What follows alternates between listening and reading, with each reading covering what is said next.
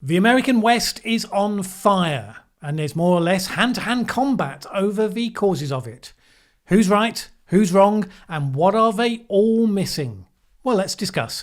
My name is Mallen Baker. This is the Mallen Baker Show for change makers. As you doubtless know right now, we have massive wildfires across the American West, displacing countless people, leading to tragic loss of life and polluting the air that millions of people have to breathe. According to President Trump, this is down to bad forest management. And he's right. According to Democrats, this is down to climate change. And they're right. He's right and he's right. They can't both be right. You know, you're also right. Except, of course, he's not right, because two things can be true at once. Before we dive into the detail of this, let's first of all take note of the historic moment we're at and why the issue is being discussed in quite the way that it is. In case you hadn't noticed, there's a massive phenomenon crossing the United States that has made material 10 times more flammable than usual. That's right, of course, I'm referring to the US presidential election. We could be having a discussion about changing circumstances and what they mean for how Americans manage the lands and the communities going forwards, but instead they are being weaponized for political gain. Now, you can think what you like about that, but it's pretty inevitable at this stage in the political cycle. Democrats are focusing primarily on climate change in relation to the fires, because it's relevant, but mostly because it's the biggest defining gulf between themselves and Trump, where they believe they can point at the suffering from the current fires and say, this is sort of his fault. Here's Joe Biden making that case. Donald Trump's climate denial may not have caused these fires and record floods and record hurricanes, but if he gets a second term, these hellish events will continue to become more common, more devastating, and more deadly. If we have 4 more years of Trump's climate denial, how many suburbs will be burned in wildfires? How many suburban neighborhoods will have been flooded out? How many suburbs will have been blown away in superstorms? If you give a climate arsonist 4 more years in the White House, why would anyone be surprised if we have more America ablaze? It's not a tremendously impressive argument, because it pretends that if he was elected to the White House, that would mean that there wouldn't be any future drought and wildfires, and obviously that is wholly and completely untrue.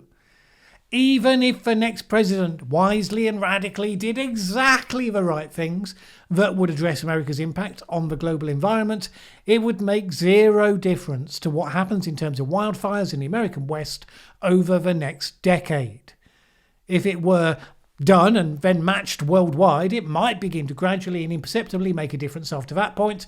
But saying to people that if you elect the other guy, there's going to be more of these sorts of events, well, it's technically true, because whoever you elect, there'll be more of these sorts of events, but it's not very honest. Trump, on the other hand, is focusing on forest management. This is partly to deflect the Democrats' attack, but largely because he can point to states that are worst affected and their Democratic administrations and suggest that it's just their bad management.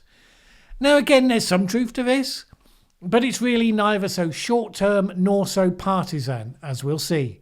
But here's President Trump making his case. If you removed all of that really dry and just, it's like explosive is the only word. You drop a cigarette on it, you come back a half hour later and you have a forest fire. If you don't have that sitting there, nothing's going to burn, because the last thing to go are the bases of the trees, because they're soaking wet from the trees soaking up the water. Now, of course, Trump being Trump, it doesn't stay there. It also leads to some ill-advised pushback on climate change. This clip has been attracting all the attention that you would expect. It'll start getting cooler. You just watch. I wish science agreed with you.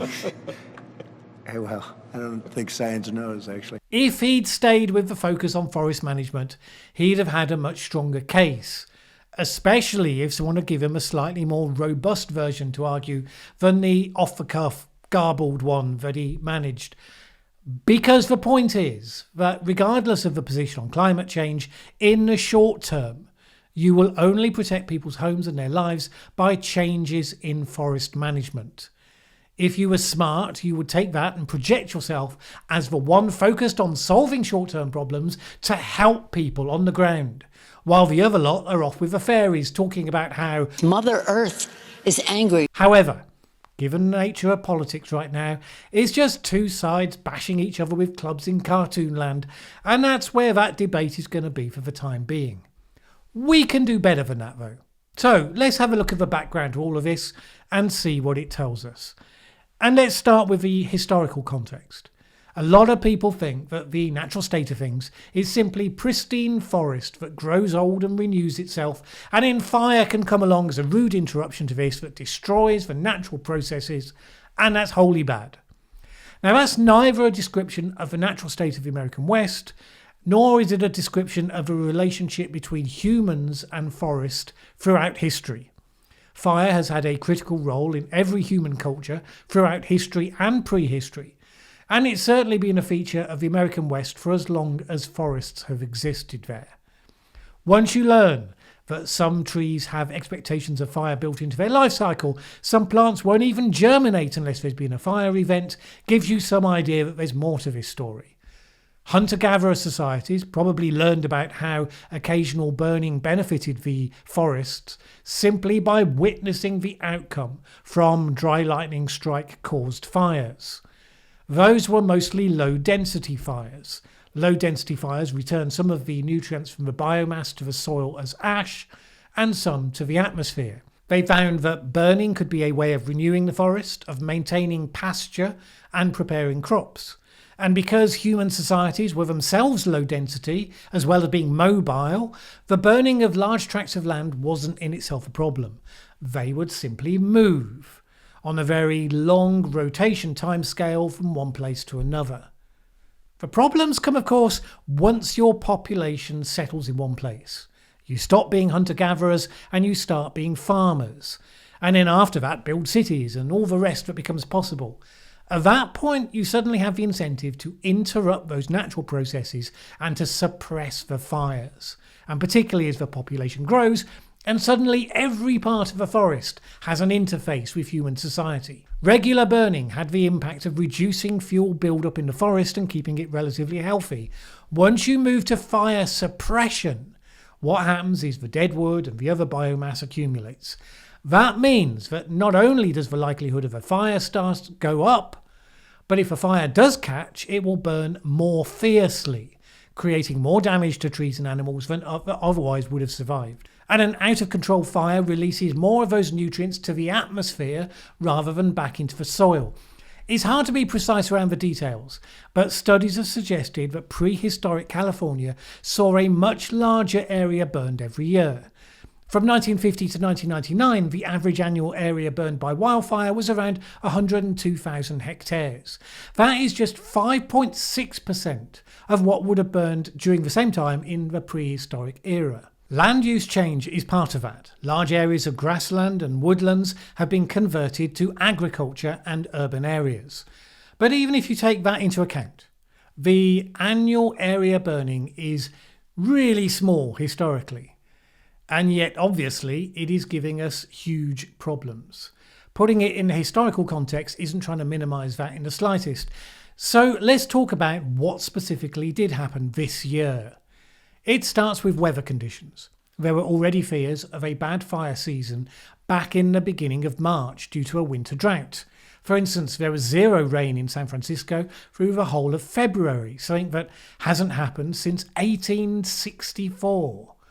And the same for many sites in Northern California for what is normally the wettest month of the year. That extended a very dry start to 2020, which followed a wet 2019 and 2017, which had been relief after the drought of 2012 to 2016. This shouldn't be a surprise. California has a distinction of having the most volatile variation in rainfall patterns in the nation. As early as March 22nd, the Governor Gavin Newsom declared a state of emergency due to the obvious growing fire risk.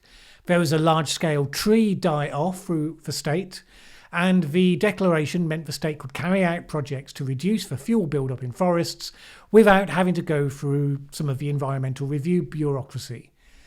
It could probably never have been enough, given the scale of what needed to be done, but especially because of what happened next. In mid-August, the remnants of a tropical storm mixed with a jet stream, triggering a massive series of dry lightning storms in Northern California. Not only that, but there were highly unusual wind patterns, bringing both high heat and strong winds. So, for instance, one location was recorded as going from 80 degrees Fahrenheit to 100 degrees in just a couple of hours. If you wanted to create a climatic incubator for wildfires, dry lightning and hot wind in an area that had seen an extensive dry period, that would be it. The lightning sparked a number of fires, the wind made sure they spread fast, and I mean really fast. 3 of the lightning-caused fires became 3 of the largest wildfires in the recorded history of California. One of them, the August Complex, becoming the single largest by mid-September, burning around 500,000 acres before merging into one of the other fires to become even bigger. The headlines of all this you probably know. Multiple fires across the West, not all caused by lightning. There seems to have been some deliberate arson in Phoenix, and there's the well-publicised fire sparked by pyrotechnics around a gender reveal party. Rumours that spread about politically motivated and organised arson do not have any supporting evidence, however. It's the wind event that made this so unusual and so powerful. Some of the sparking of the fires followed a normal pattern. Lightning strikes at high altitudes. These would normally have been manageable because they would have tended to travel upwards. But the strong winds from the east, extremely uncommon at this time of year, rather than during the winter when you would get them, they pushed the fires downhill into land that was rarely burned and therefore full of fuel. I mentioned earlier about how as human population grows, the interface with forest becomes much larger. According to Verisk's 2019 wildfire risk analysis, 4.5 million homes are at high or extreme risk of wildfire in the US. 2 million of those are in California specifically. So how should this sort of thing be managed? As we've noted, for thousands of years, tribes across California used small controlled burns to clear out fuel and renew the soil. When lightning strikes happened, they let those fires burn. That changed in the 1880s, when the US adopted a policy of putting out all fires to protect increasingly vulnerable homes that they were building. The federal government brought in the 10 a.m. rule, which stated that fires should be contained by 10 a.m. the day after they were initially reported. They actively intervened to stop indigenous people from burning their own lands.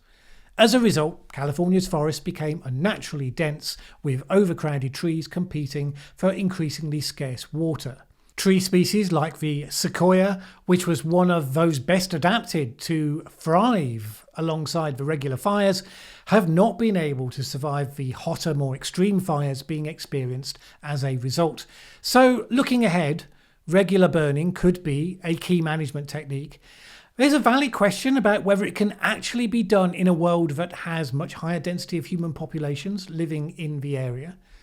Whatever needs to be done, it's more complicated than just raking the forests, which is what you will often hear referred to. So, for instance, in healthy ponderosa forest, it's relatively open, regular fires clear the underbrush and young trees. An unhealthy ponderosa forest is crammed with dense accumulations of young trees and brush. These wouldn't necessarily be cleared by raking, but they make a huge difference. When fire hits the healthy forest, it works through the understory, but the mature trees are resistant and very few catch fire. In the unhealthy forest, there's lots more fuel, the fire climbs higher as a result, and the whole forest can burn. If we just raked the forest, it would fail to solve a problem, while also having lots of negative impacts on wildlife living in the forest. Controlled burning when the fire danger is low is better, but forests that have been fire suppressed and are full of small dense trees aren't safe, which means that much more active management is needed. So thinning followed by burning. Just thinning makes the problem worse. The problem is, as you might guess, that costs quite a bit of money. And that is the main reason why there's been such a huge backlog in controlled burning across the West. Incidentally, all of this is more complicated than we can cover in one video. The unusual pattern of these fires have taken them into areas that wouldn't normally burn. Douglas fir forests, for instance, amongst others. But forest management practices remain a factor in those areas as well, particularly when they've resulted in essentially monocultural woodlands, with just one species all being grown close together in straight lines. John Bailey, a forestry professor at Oregon State University, said this: "We've created whole new forest types that haven't existed since the last glaciations. In the past, it was much more fractured. We had grasslands that intersected forest and other things that interrupted that fuel matrix. Now there's just fuel for miles and miles." The point is that we now have a significantly changed situation. The nature of the forest has changed. The density of populations have changed. And of course, there are other changes as well, related to the climate. One paper, Whitlock et al. 2010, says this: "In ecosystems where fire regimes are expected to change with future climate conditions, management efforts should focus on the ecological response to rapidly changing conditions, as opposed to maintaining current or past conditions. Key ecosystem processes such as fire are driven by climate at large spatio-temporal scales. Patterns of the fire in the 20th century poorly represent the potential range of fire regimes that have occurred in the past and may occur in the future." That reference to fire regimes of the past is something that is often left out of the discussion. The relative climatic stability that has been enjoyed by the US since the time it was first colonized by Europeans has been a relatively recent thing. And changes now being experienced at least give the appearance of taking us back towards some of those earlier times. So we have an incentive to learn from what we know about those times. Because this is the remaining element. Climate change is making fire seasons longer, drier and hotter. Fuel on the ground is a problem when it's tinder dry. Poor forest management creates the vulnerability, but the weather conditions are what turns that into the perfect storm, as it were. I mentioned earlier the problem with winter drought. Strangely enough, it's not just about how much rain there is, because a significant feature of the West water supply has been snowpacks. Erica Fleischman, director of the Oregon Climate Change Research Institute, says this: "As temperatures creep up, precipitation patterns change. Water that would normally fall as snow comes down as rain, evaporating quickly or washing into rivers and the ocean, leading to diminished snowpacks. Those snowpacks act as a sort of reservoir, releasing water throughout the summer. Without them, less water is released onto the landscape in the summer months and forests dry out." And that's what happened this year. The dry winter and spring meant that even with a bump of rainfall in June, very quickly after a hot and dry spell, the fuels became bone dry. Numerous studies have shown that increases in temperature, and particularly importantly, vapor pressure reduction, have led to drier fuels across the western United States over the last couple of decades. More aridity and an average of 9 additional days per year of high fire potential. As mentioned earlier, California has high variation in rain and snowfall.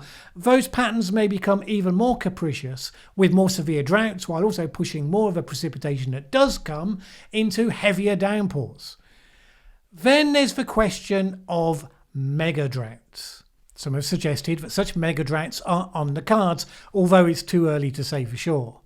But if you think we may be tipping back to previous climatic patterns, it's something it's definitely rational to be concerned about. Studies of prehistorical climate show several mega droughts in California's early history that coincided with the medieval climate anomaly, otherwise called the medieval warm period. If you thought that the Dust Bowl of the 1930s was a bad time to be alive, you should have tried that period. There was a 240-year-long drought that started in 850 AD, and another one that followed in 1140 that lasted a mere 180 years. When people look at what's currently happening and say how catastrophic it is, well, picture that and then imagine it being exactly like that beyond the lifetime of any family member you might actually have any chance of seeing before you die. The thing I find slightly puzzling is that people sometimes show this graph with a view to saying, see, What we have today is nothing compared to the natural weather we used to have in the past. Indeed, President Trump himself recently retweeted someone saying much that very same thing with this graph. They're the same people who will say that the temperatures we have now are not at all higher than what we've seen in history, because they're only about the same as what we had in the medieval warm period. I'm not entirely sure why that's supposed to be reassuring. So, we have the same temperatures now as we had in the medieval warm period. And in the medieval warm period, that happened. Looking at that graph and thinking that what you do with that information is to laugh in the face of alarmists is, shall we say, a counterintuitive conclusion. Scott Stein, Professor of Geography and Environmental Studies at California State East Bay, put it like this: "We continue to run California as if the longest drought we are ever going to encounter is about 7 years. We are living in a dream world." Now, I agree, there's no point running around flapping your arms about talking about how Mother Earth is angry. But it's practical and sensible to recognise that the scale of this could be significant and to reflect on what that means for what you do next. Think about what's changed since those mega droughts took place. California is now the most populous US state with 38 million residents. For comparison, that's around 10% of all the humans that were on the planet in total during the medieval warm period. It has millions of acres of semi-arid farmland. In California, Americans built a network of dams, canals and reservoirs during a historically wet period. According to Professor Stein, it was amongst the wettest of the last 7,000 years, and that infrastructure has never been tested by such enormous drought conditions. What would happen with a modern mega drought? The cities would probably adapt with quite a bit of pain, I expect, and considerable cost. Farming would be a different matter. Agriculture in California uses 80% of the state's water. And it wouldn't just be California. Studies have shown that during the medieval climate anomaly, the megadroughts were common across the western United States, with various areas experiencing drought at the same time. On the flip side, the central US Rockies, Greater Yellowstone area, and parts of the southern Rockies saw increased summer moisture. Upper tree lines went higher and had different types of trees, and so on. Lots of changes in types of vegetation, for habitable area, for different types of animals, all of that. In other words, a very different environment shaped by a very different climate. The challenge of fitting a large and complex human society into an environment that changes from one state to such an extreme other state in such rapid order would be amongst the greatest feats of adaptation that we could accomplish. And this goes to the heart of one of the misunderstandings that people often have about how this plays out. Surely, people say, temperatures rising just a small amount doesn't make that big a difference. But that's not how this works. Global average temperature changes don't necessarily mean only small changes at a local level, depending on where you are. Remember as well, the average global temperature difference between where we are now and the last glaciation is just 5 degrees Celsius.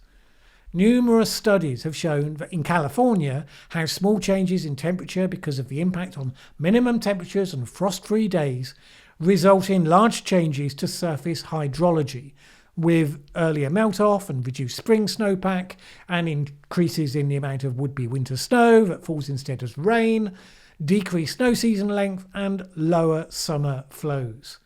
In other words, small temperature rises mean disproportionately large impacts on water availability in the western United States. This paper sums it up. Droughts represent some of the most disruptive natural disasters in North America, and the impacts of historical and more recent events have been well documented. Given the often dramatic consequences of even single-year drought events and the ubiquity of multi-decadal mega-droughts in the paleoclimatic record, it is perhaps fortuitous that North America has not experienced a mega-drought in the last several hundred years. Masterly understatement, I would suggest. With emerging and projected trends towards increased desiccation across much of North America, Improving our understanding of the causes of megadroughts is imperative in order to better understand the likelihood of their recurrence and impact in the future. Surely, whether you're Donald Trump or Joe Biden, you should be able to agree on that much.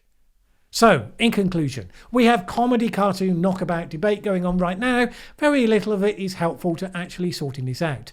In the short term, there need to be some real changes and, a considerable scale if the management of the forests of today are going to meet the challenges that they present. The fact the Democrats refuse to engage with that because somehow to do that is to become a climate denier is just nonsense. Doesn't help the people whose homes will be burned next year or the year after or the year after that. That said, yes, climate change is indeed part of the picture, arguing that because there were entirely natural megadroughts in the past, therefore we can be complacent in the face of their possible return, is kind of dumb. Yes, it means you should be taking real and proportional measures to reduce emissions in the future, because the increasing temperatures only stop when the world achieves net zero, ultimately, in the future. But it means more urgently a real focus on adaptation in the shorter term. What will it mean for the US if those megadroughts do come back? What's the plan? Is there a plan? Shouldn't there be a plan? They happened before, we're assuming they can't happen now? That, more than anything, is the issue no one's going to talk about in this election, but really needs to be on the table soon afterwards. That's my view anyway. Agree? Disagree? Let me know in the comments below.